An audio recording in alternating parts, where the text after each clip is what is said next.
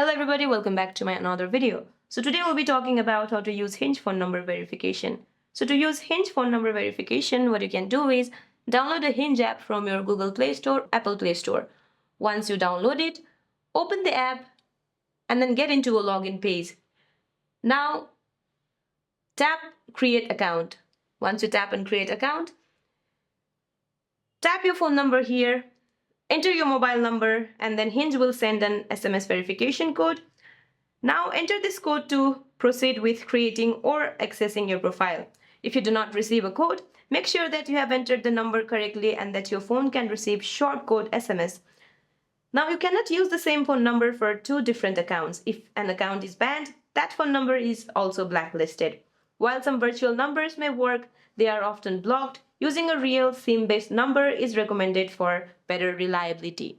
So that's it for this video, guys. I hope you like this video. See you in my next one.